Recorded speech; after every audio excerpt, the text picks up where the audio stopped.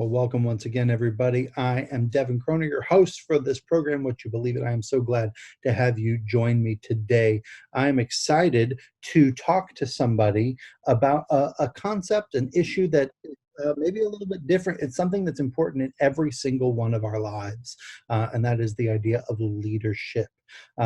We all need good leaders, whether that's in politics, whether that's in school, whether that's on a sports team, even in a family. We need leadership so that we can help make the right decisions, have the right coaching around us, have the right influences. And it is so important that who we are looking to, no matter our background, no matter our ideology, religiously, politically, socioeconomically, whatever it might be, we want to make sure we have the right leaders that we are aspiring to be like, that we are going after, that we are looking to, that we are listening to, so that we don't end up in a lot of trouble. And so we are going to be joined today by Lesley King. I'm going to go ahead and bring her in right now. And she is a leadership coach and trainer. And I'm excited to talk to her and get her thoughts. Hello. Good morning. All right. You can hear me okay? Perfect. Fantastic. Well, I was just saying in my little intro here that we are going to be talking today about leadership and the importance of leadership and finding the right influences, following the right influences, and then a little bit about what you do. But first of all, take a moment, tell us who you are, give us a little bit about your background and your story and what you do. Awesome. Well, thanks, Devin, for the opportunity. My name is Lesley King, and I'm a speaker, coach, and trainer with the John Maxwell team. And I've been with the John Maxwell team since 2012. And that has been a journey above all journeys, because the personal and professional growth that's taken place from a mentor of the quality of John Maxwell has just been exceptional. It's been life-changing.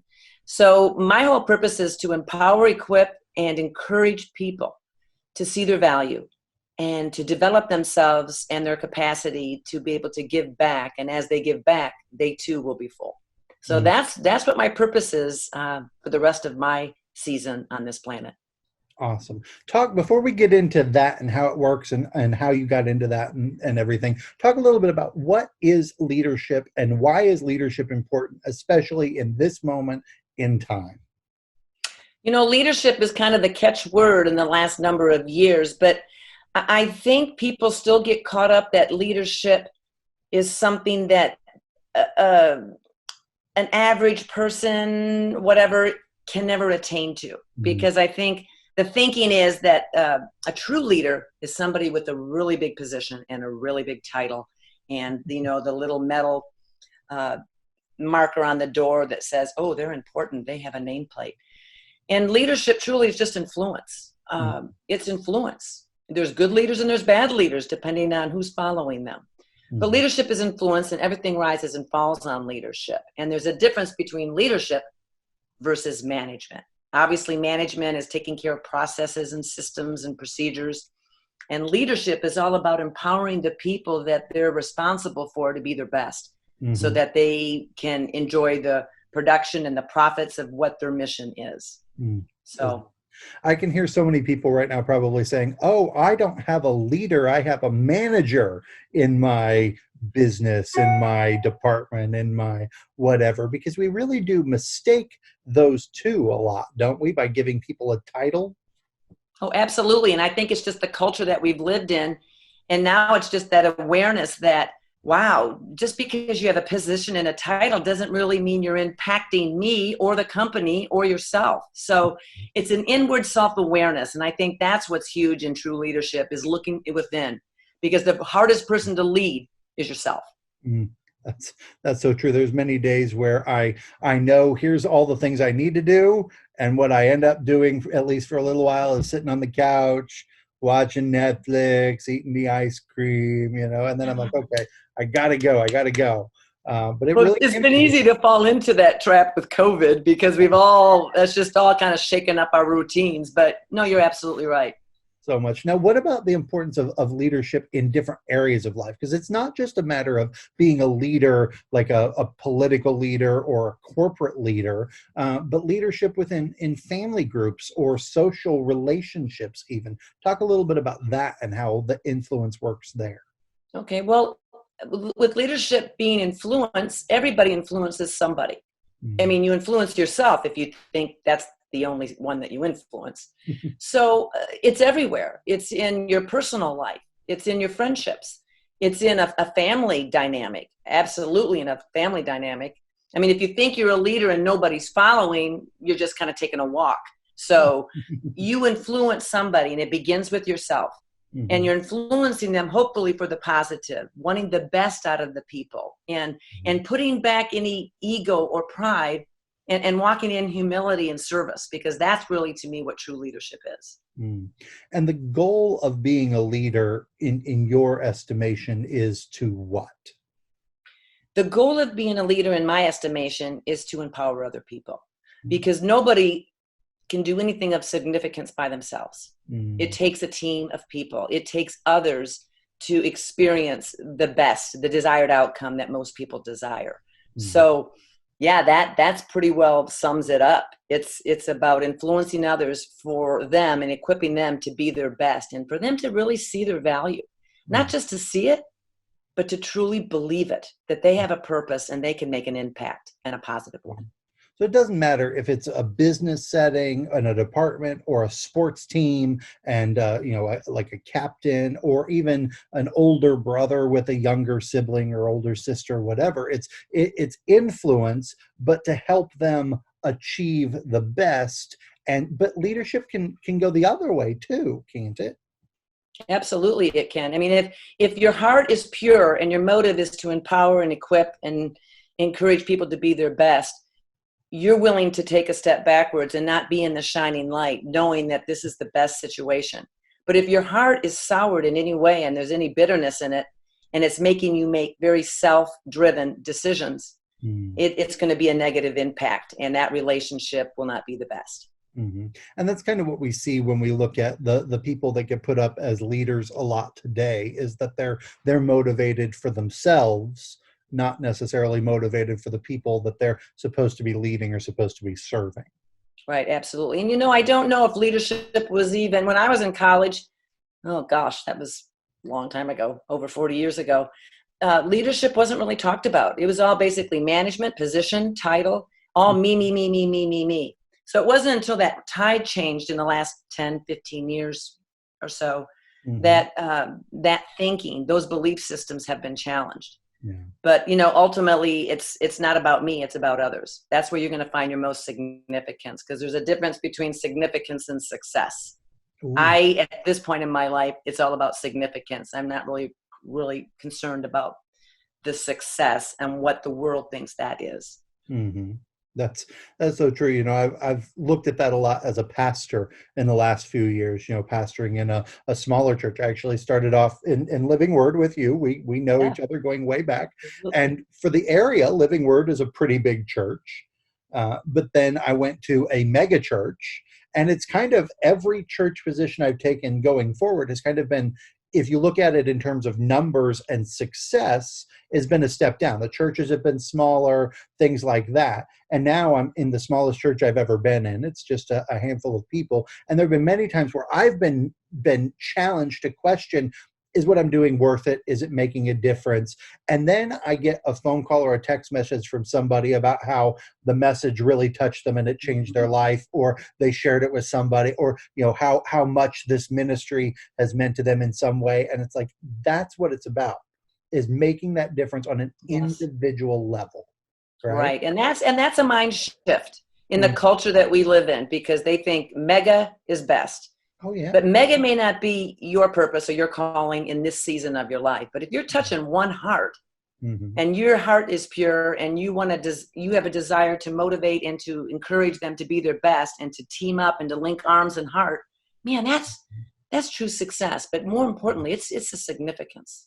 It is, yeah. And again, I don't want to sound like I'm knocking bigger organizations or ministries. Right, They make a absolutely. lot of difference too. But Yes. getting that to where, okay, instead of influencing, 100 people, okay, I'm influencing 10 right now. But those people are getting it, and they're growing, and their lives are changing, and that is, really, you get to dig in a little bit more even on that level than you do if there's a whole bunch. Which Right. is The kind of relationship time is going to be more genuine, and it's going to be just just a real true relationship. And when I think of even influence, I think of even myself with my adult children. mm, I have a 30-year-old son and a 28-year-old daughter. And influence means I listen to understand, not listen to reply. mm, And as a talker, a speaker, I have to really hone in on that, because so many times, just being a mother, you want to be real quick to give advice. But right. 98% of the time, people just want to be heard. Mm, That's it. That's it. So that's really opened up my eyes to really become a better listener. And good leaders are incredible listeners. mm. So good. So let's transition now and talk about, you mentioned the shift that has taken place from management to leadership. Talk Mhm. about that and John Maxwell and the John Maxwell team a little bit for people who may not be familiar with that, and then how you got involved in this aspect of coaching and leading. Okay. Well, I think I'll try to do a complete circle with the questions that you asked. I think what led me to the John Maxwell team, he's, again, the number one leadership guru. He's written many, many books, podcasts, speaks. If you Googled it, he'd be probably the first one that would come up. But I guess what I naturally did was I evaluated my own giftedness and my purpose. And as a person of faith, I saw that I really love to encourage people. Mhm. That's not something that I asked for. It was just placed in me. And I felt as a steward, I was accountable to develop those gifts so that I could make a bigger impact on people, because Mhm. it's about people. It's just, life is about people. So I heard a podcast, and right away I thought that podcast was just for Lesley King. So I went ahead and made the contact and flew down to Orlando and got certified and hooked up with their training, and have developed and continuing to develop myself in those roles since 2012. Hmm. Trying to think, So what was the other question? Help me out here, Devin. what Help was me out. the what were you doing? What were you doing before that? I mean, I know, but tell us a little bit Right. about what you were doing and Well, why. I've been doing motivational speaking for probably over 25 years. Mhm. So that probably was the iceberg at the tip that made me want to pursue more than just motivational speaking. I absolutely love doing that. But I was sensing a lack after a number of years of motivational speaking, because it's wonderful to get on stage and to have a go, rah, rah, you can do this type of speech. But I didn't feel like I was touching individual lives. I mean, events are wonderful and fun, but Mhm. it's not reality. When the doors close and they get in their car and they go home, you know, I wanted more than just that. I wanted more than just a speaking experience for people. I Mhm. wanted to partner with them and work with them and help them in the areas that are most important to them, and for them to discover what they value most, and then keeping them accountable on what it is that they desire to see happen. Hmm. That's probably where the shift changed for me, to do more than just motivational speaking. Wow. Before motivational speaking, I did some interior decorating. I've worked for myself. The last time I had a job was I was an executive director for a women's pregnancy center back in the early 1990s, Hmm. and while I was raising our children. So from then on, it just was more entrepreneurship and in business for myself. Mm-hmm.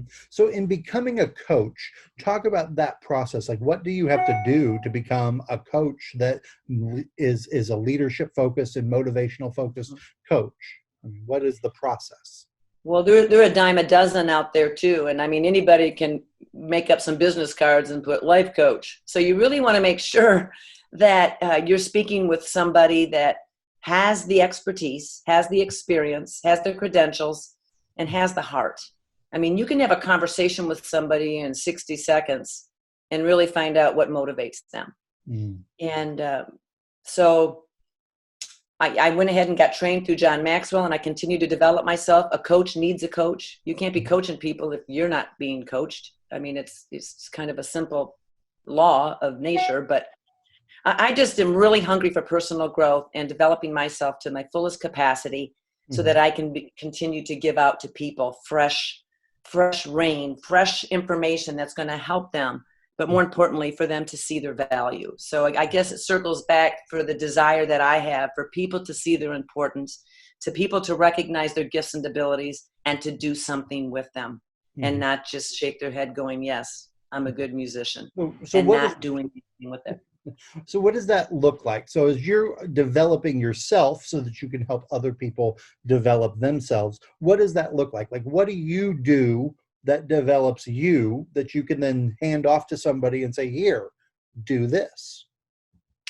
I think it makes me fresh, because I think of a loaf of bread. You know, a loaf of bread, when you just get home from the grocery store, you're ready to make that peanut butter jelly sandwich or your meat sandwich because the bread is soft and it's doughy and it's so good. But if I leave the twisty off and I leave it on my kitchen counter, by the end of the weekend, it's not as appetizing and it's not as appealing. And I see that as same thing as a coach. If I'm just using the same information and I'm not going to a river to be refreshed into getting new information, it's just going to become stagnant and stale. And I feel for myself, I'm not the most effective when I'm stagnant and when I'm stale. So I purposely have a coach who I'm accountable to weekly. I'm always reading books. I schedule time in my calendar, like I do dentist and doctor appointments, to take time to read, to listen to podcasts, to do something that's going to stretch me so that I can learn and grow. But more importantly, not just gain new knowledge, but to apply the knowledge that I've learned, because that's where the growth happens. Not just like a sponge soaking up all this knowledge and I've got all this knowledge.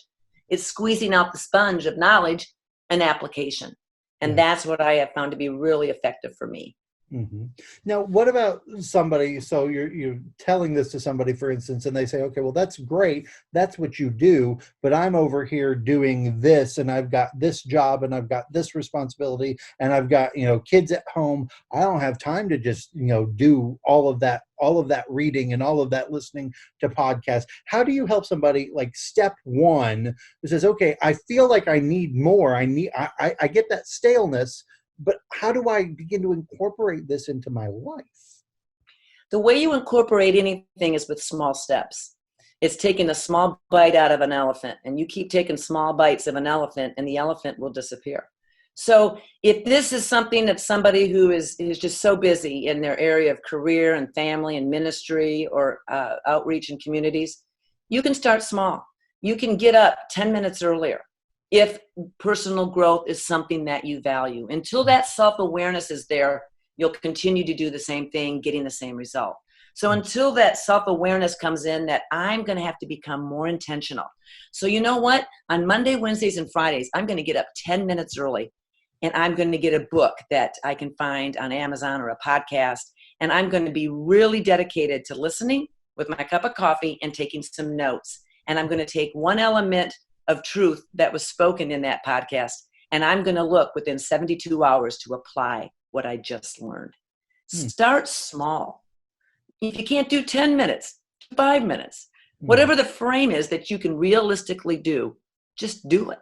But I would say start small, because it's like anything else. If you bite off a big chunk of something, you're going to be really frustrated and you'll end up not doing any of it. So just start small, and if it's important to you, you'll take time for it, because people do really what they want to do and that's the brass tacks. People do what they want to do. Is that statement right there, is that a hard reality to get across to some people when they come back with the, I don't have time, I don't know how to do this? Oh, absolutely. You know what? Because I was one of those people, and I don't have my act all together. So there's still things being revealed to me that were belief systems that have kept me bound, because I just believed it without really thinking, why do I believe that? Let's look at the validity of that belief that I've been hanging on to for 35 years. How's it serving me? It's not really serving me. Well, so as a coach, you unearth all of those things, and it's belief systems. I don't have time. You have what you say. When you continue to say things, you're going to end up making those beliefs and putting chains on them. So a coach stops you for a moment to yield to what you've been thinking. And because what you're thinking is going to cause attitudes and beliefs and actions. It's just that snowball effect. So it's just stopping people and saying, hey, wait a minute. Did you hear what you just said? Let's talk about that for a little minute. Tell me that you have no time. Tell me why you think that is so true. Let's just talk about that for a minute. And getting people to think, because Devin, 98% of the population do not think. They've been told what to think and how to think. And I had fallen trapped to that myself. And there's still areas of my life that I am, because I'm in the process of being changed. Nobody has all the answers, and I by far do not have all the answers. But if you're teachable, if you're humble, and you have a desire to grow, that's all you need. That's all you need. And your significance will raise. I see that as such a key element. I think about, again, my own life and saying, okay, I have 4 kids. I have a real estate business. I'm pastoring a church. I'm trying to do this. And then, the idea of, well, I don't have time for this and this. But then I find myself sometimes, 8 o'clock at night, the kids are in bed, the dishes are done. And what do? I choose to sit down and watch television instead of work on the sermon for Sunday, or send out emails to contacts. And then the next day I'm like, I don't have time to reach everybody. I don't have time to get this done. It really, but it's a choice. It's a choice, and it's human nature. So we all can empathize with one another. It is human nature to take the easiest road possible. My mentor, John Maxwell, has this quote, and I repeat it, and I have it even in my office. Anything worthwhile is always uphill. And I've had to marinate those words 1,000 times, because any relationship, any career, any ministry, any community organization, anything worthwhile is going to be uphill. And our body screams when we have to exert more energy than what it would like to do. And it's taking control of that and saying, I know what's best. You don't. So we're going to go uphill, but we're only going to take a baby step. But at least it's forward motion. Now, what about somebody who maybe would say, well, I've tried some of these things before. I've tried to, read the books. I've tried to listen to the podcasts. I've tried doing this. And I end up kind of like weight loss, right? I've tried this diet. I've tried this diet. I've tried this diet. What's going to be different this time? I mean, how do you kind of approach that conversation? Typically, I always ask, what's the desired outcome that you're really wanting to see? And it has to be your desired outcome. It can't be what your husband or your wife wants you to do. It truly needs to be you looking in and going, what is it that I truly want? Because most people don't think, they never allow the light to shine on that answer, because they give it about 10 seconds to answer. And if they can't answer it in that 10-second time frame, they're off in the routine and off doing all the things that keep you busy from not thinking and not answering those questions. But typically it would be, what's the desired outcome that you really, really, really want? And what are the sacrifices and the trade-offs that you're willing to let go temporarily to get to that desired outcome? That's so good, because again, I think about it in terms of pastoring. You deal with somebody who, for instance, has maybe had an affair, and they say, "Oh, I want to save my marriage," and the other spouse is willing to work with them. But then I start talking to them, okay, what are you willing to do, and find out that they're saying what they feel like they're expected to say, but they haven't really put any thought into what they're willing to do. And when you start touching on some of those things, they're like, ooh, I don't know if I want to do that. I don't know if I want to give up the phone. I don't know if I want to give up the freedom. It's like, okay, well, you don't really want to save this then. Do you find that in coaching, that sometimes people come to you and they say, I want to change, I want to grow, but they don't really want to? Oh, absolutely. Absolutely, it happens. And that's usually in a midway in a coaching journey, where that rub begins to appear. And again, it's just old things have a hard time dying. It's just old habits, old thinking patterns. It's very, very hard. But again, if they're open and they're teachable and they take time to really begin to think what it is they really want, because most people really don't know what they want. They know what they don't want, but they've not really meditated and reflected and thought on, what is it that I really want in my relationships, in my career, in my health? What do I really want, and what am I willing to work for and to sacrifice temporarily, most of the time, to get there? Mm-hmm. So until they're really ready to make those changes, they're going to be fooling themselves and playing the game that most us humans play. And we're really good at playing it. So we're award-winning gold medalists. That sounds a little bit like a statement I remember Dave Ramsey talking about when my wife and I went through his financial peace program. He talked about, if you want to be financially free, if you want to be out of debt, said live like no one else so that later you can live like no one else. And his whole concept was, if you want this, you don't have to sacrifice everything forever, but you have to sacrifice it right now. It's that delayed gratification.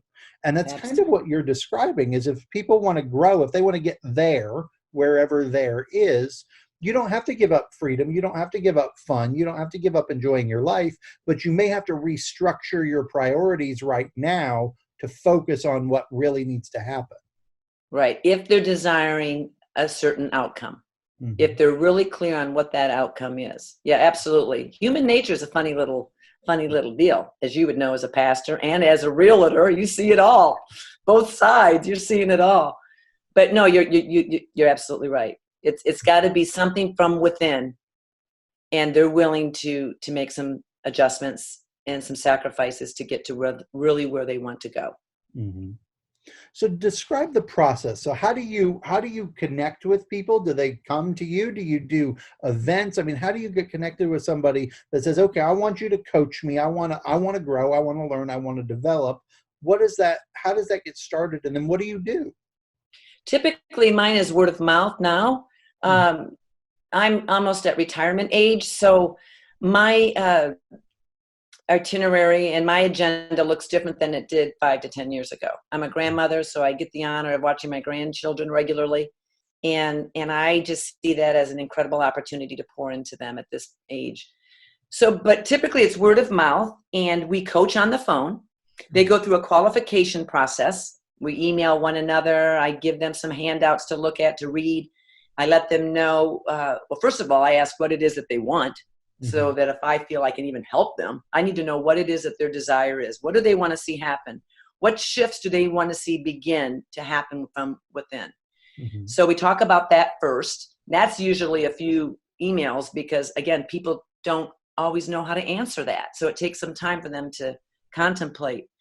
And then we would just set up the amount of time, and as far as how long the contract would be. Typically, it's 6 months. Because any sustained change is going to take at least 6 months.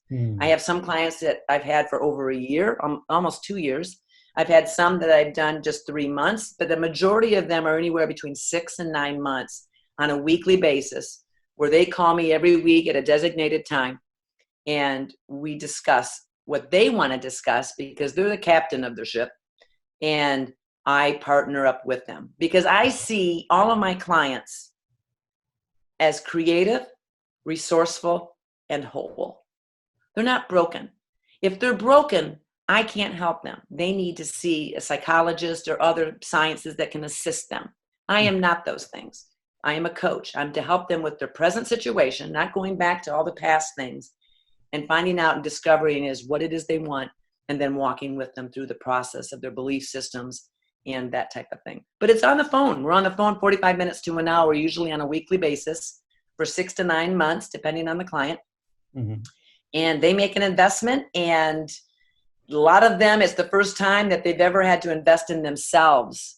And that's a belief system that's huge where I live in central Illinois, to be able to spend money on myself and not feel shame or guilt for that. Because that's a belief system. I mean, we pour money into lots of things, but what's the exchange of value that we're getting back? They need to begin to see themselves as creative resourceful, and whole. And we'll begin step by step the process of discovering what it is that they want to see happen. Right. Hmm. That's interesting that you would say that people have a hard time investing in themselves, because again, you look at like the health industry, supplements and things like that. That's a multi-billion-dollar industry, gyms and all those sorts of things. And then you look at the way that people invest in other things. Like people have no problem dropping hundreds of dollars on their kids for toys and clothes and school supplies, their pets. I mean, pet spas and all these things. But then when you say, hey, what about you? There's and it's almost like a false humility, isn't it? Where, oh, I would say I it's a don't need to false, do but it's that. learned. I think, Devin, that's learned. The family dynamics, the cultural trends that we live in.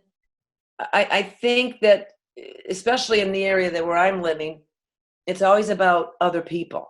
Mm, But you can't give what you don't possess. You mm, can't give if you don't have it.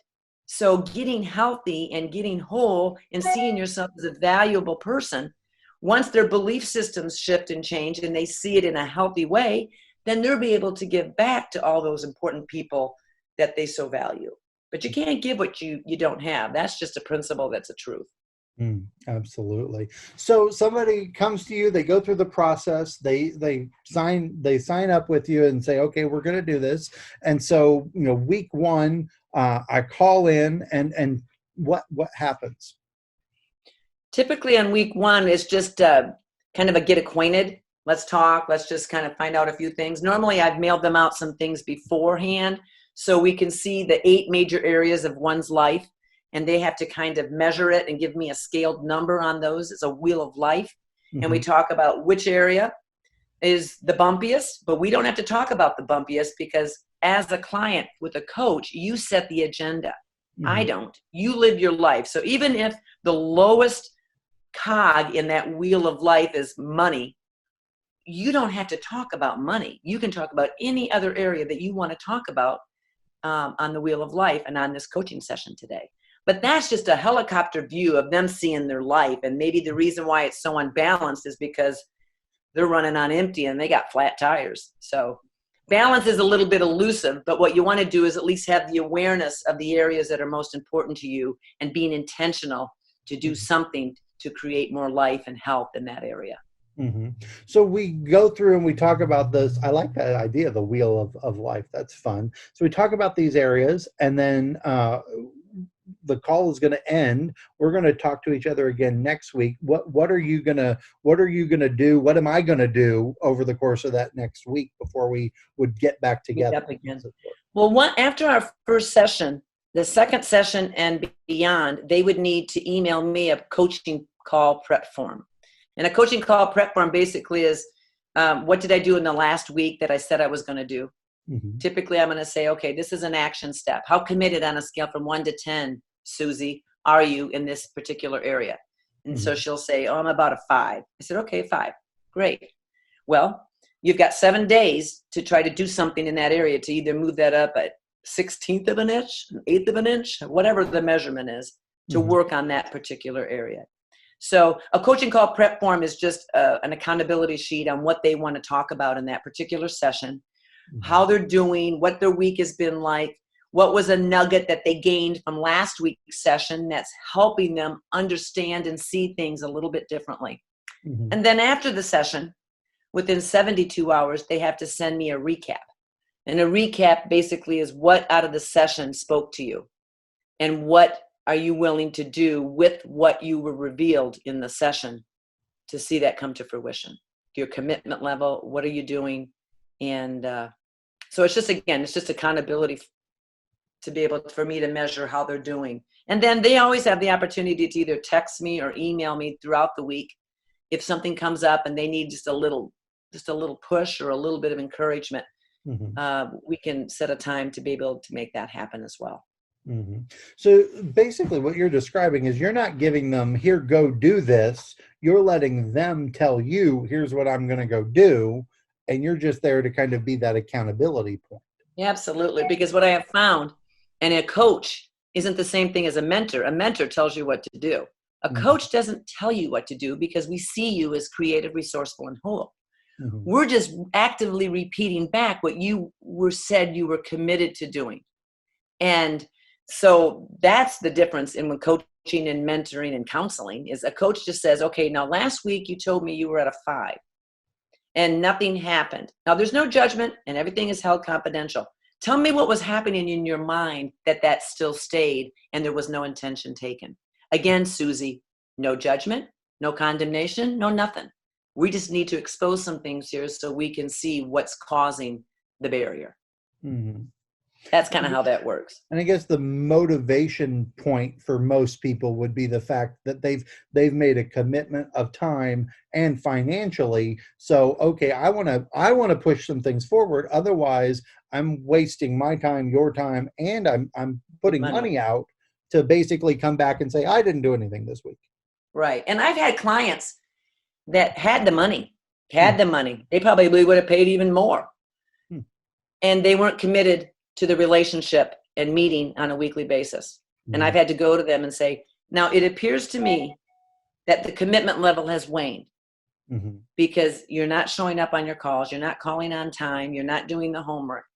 Either some shifts need to be made or we need to take a break from coaching because coaching isn't taking place. Hmm. And as an ethical person, I can't continue to take money if you're not committed to making change. And they said, well, I still want to pay you money. I'm just not ready to make the changes. And I said, well, my time is really valuable.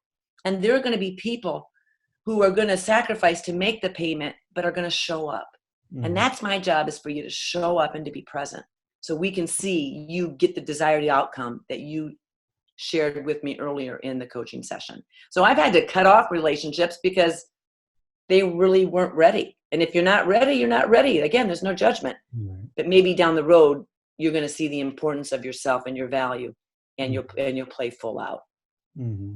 And you see that again in ministry too. And I know you've seen this where Mm-hmm. people, they know they have a problem. They know they need to do something about the problem, but they're not ready to actually do anything. And the most common one that I've come across in the last few years is people in relationship issues that I know this is a toxic relationship. I need to get out of this relationship, but I'm comfortable in it. And so I'd rather continue going through what I'm going through, even though I'm miserable because I know it. Do you see a similar kind of thing Oh, sometimes as well? absolutely. People's thresholds are also different. And a lot of people are fear-based and are just used to the familiar. And sometimes it takes a real shaken up for them to finally say, okay, today's the day. Today's the day I see myself as valuable and I'm going to invest in me so that I can give out healthy and be the mother, the daughter, the friend that I really need to be. Hmm. So for you as a coach, what is kind of the end game when somebody comes through? You're going to get through your 3 months, 6 months, 9 months, however it is. Where are you looking at them being ideally? Ideally, it's where they want to be. Hmm. And we evaluate that as we journey together. Now, when we began this program, Susie, this is what you wanted. Hmm. Tell me what you have learned about yourself up to this point. Hmm. Where are you at today? How are you viewing that today? Is it still something that you desire? What do you think the hurdles are that are causing you not to get there at the speed maybe that you had hoped? And so we just evaluate and break things down is what we do. But ultimately, if they have reached their desired outcome, that's a success. But they also understand that it took years of ingrained patterns and thinking that got them where they were before coaching. So unless they still stay on a follow-up track or they're continuing to grow personally and are very intentional about it, very, Hmm. very likely you're going to fall and slip back into old patterns subliminally without even realizing it. So good. What are some things that you would recommend for somebody to get started if they say, okay, I need to make some changes in my life. I don't know where to look. I don't know what to do. What could they look to? Where can they go for resources, information, things like that?